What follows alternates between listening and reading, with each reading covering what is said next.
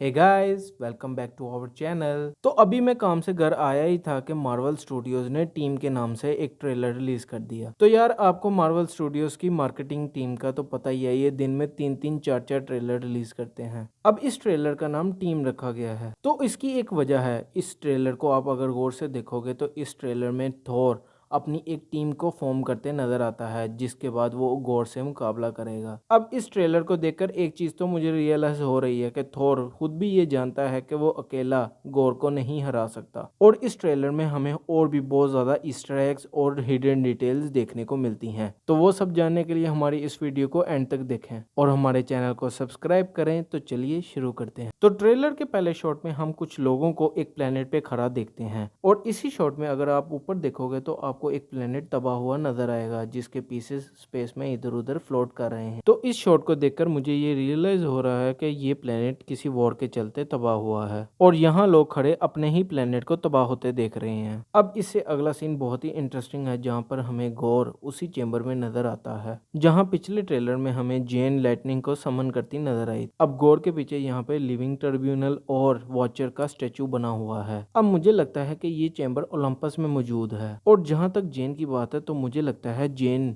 गौर का पीछा करते यहाँ पे पहुंची। तो इसके अगले शॉट में हमें ट्रेलर का वही पुराना सीन दिखाया जाता है, जहाँ पर गौर एक प्लेनेट को तबाह कर रहा है। अब ये वही प्लेनेट है जहाँ पर थॉर और उसकी टीम की गौर के साथ लड़ाई हो रही है। अब इसके नेक्स्ट शॉट में थॉर गौर को ये बताता नजर आ रहा है कि वो एक टीम बनाने लगा है जिससे वो गौर को हराएगा। अब इसके नेक्स्ट शॉट में हमें वॉल्करी और जेन के दरमियान में एक टीजिंग देखने को मिलती है। अब इसके नेक्स्ट शॉट में हमें थॉर, वाल्करी और जेन उसी आर्क पे जंप करते नजर आते हैं। लेकिन अगर आप बैकग्राउंड की तरफ देखोगे तो आपको ये रियलाइज होगा कि ये आर्क अभी भी ओलंपिया के उसी हॉल के अंदर है, जहां पर थॉर की टीम और ओलंपिया के गार्ड की फाइट हो रही है। और ये सीन फाइट के बाद वाला है, क्योंकि आप तीनों के पांवों पर ओलंपिया के गार्ड का गोल्डन ब्लड देख सकते हो। अब इसके बाद हमें वही पुराना सीन देखने को मिलता है, जहां पर थॉर स्टॉर्म ब्रेकर को उसी आर्क में लगा रहा है, जिसके आगे हमें देखने को मिलती हैं टूथ स्मैशर और टूथ ग्राइंडर। अब इसके बाद वाला सीन बहुत ही इंटरेस्टिंग है, जहां पर हमें थॉर की आर्क ओलंपिया से बाहर जाती नजर आ रही है, जहां पर दो सेलेस्टियल भी खड़े हैं। अब हम ऑलरेडी इटर्नल्स में सेलेस्टियल को देख चुके हैं, और सेलेस्टियल बहुत ही ह्यूमंगस एंटिटीज हैं, यानी ये बहुत बड़े होते हैं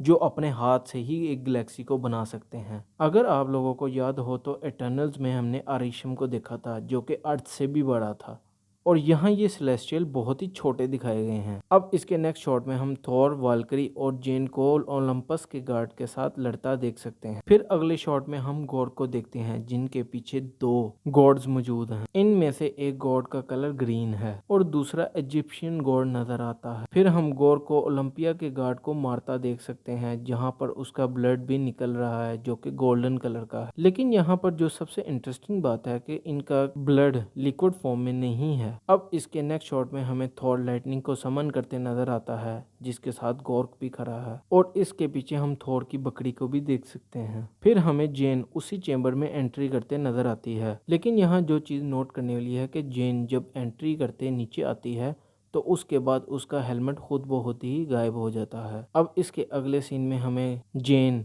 म्योलमिर को जमीन पर मारकर लाइटनिंग को समन करते नजर आती है। अब इसके अगले शॉट में हमें वाल्करी के घोड़े पर कोई नीचे आता नजर आता है, और इसके साइड पर बिल्डिंग को आग लगी हुई है। तो ये वही जगह है जहां पर एसगार्ड के लोगों और ब्लैक बजर्कर्स की लड़ाई हो रही है। फिर हमें अगले शॉट में वाल्करी नजर आती है, जिसके ऊपर ओलंपस के गार्ड का ब्लड लगा हुआ है, और इसी के अगले शॉट में हमें वाल्करी गौर पर अटैक करती नजर आती है। अब नेक्स्ट शॉट गार्डियन की शिप के अंदर का है, जहां पर हमें थॉर, मैंटिस, नेबुला, ड्रैक, स्टार-लॉर्ड, ग्रूट और क्रैगलिंग देखने को मिलते हैं। और हाँ, इसके पीछे गॉर्क भी खड़ा है। अब इस सीन में वही नीले एलियंस थॉर की बकरियों को खींचते नजर आते हैं। इन्हीं एलियन को हमने पिछले ट्रेलर में भी देखा था, और यहाँ थॉर उन्हीं एलियन के बादशाह के साथ खड़ा है। अब रिसेंटली मिस मार्वल की एपिसोड 3 के अंदर भी हमने ब्लू एलियन के हाथ को देखा था, जिसमें वो बैंगल मौजूद था, लेकिन मुझे लगता है कि वो क्री है, और ये एलियंस क्री नहीं है। अब इसके बाद एक सीन आता है जहाँ पर आर्क एसगार्ड से फ्लाई कर रही है और इस आर्क के नीचे वही रेनबो टाइल्स बनती हैं जो बायफ्रॉस्ट की थी। अब इसके बाद हमें एक शॉट में रॉकेट रकून नजर आता है। अगर इसके पीछे आप गौर से देखोगे तो थॉर अपने मेडिटेशन वाले कॉस्ट्यूम में मौजूद है। अब नेक्स्ट शॉट में हमें थॉर दो एलियन बाइक्स के दरमियान में जंप करता नजर आता है। अगर आप इस एलियन पे ध्यान दोगे तो इसके बाल बहुत ही लंबे हैं। तो यार इसके बाद बहुत ही क्रिंजी सीन आता है कि थॉर दो बाइक्स के दरमियान में ऐसे टांगे चौड़ी करके पोज मार रहा है। अब इस सीन के बाद हमें थॉर की मेडिटेशन वाली लुक देखने को मिलती है। अब इसके बाद हमें थॉर और स्टार लॉर्ड के दरमियान में एक बहुत ही फ्रेंडली हैंडशेक देखने को मिलता है, जिसको थॉर एसगार्डियन शेक का नाम देता है। और इसी के साथ हमारा ट्रेलर ख़त्म हो जाता है। तो यार इस ट्रेलर को देखकर जो मेरे दिमाग में बात आ रही है कि थॉर खुद भी ये जानता है कि वो गोर को अकेला नहीं हरा सकता, उसको एक टीम की ज़रूरत है। और इस ट्रेलर में हमें थॉर की 3 अलग लुक देखने को मिल रही हैं, जिनमें से एक मेडिटेशन वाला थॉर, एक रिवेंजर थॉर और एक ओलंपियन थॉर नजर आ रहा है। तो चलिए आज की वीडियो यहीं पर रैप अप करते हैं। तो मिलते हैं फिर अगली किसी वीडियो में। तो प्लीज़ हमारे चैनल को लाइक करें, सब्सक्राइब करें और बेल आइकन का बटन दबाएं।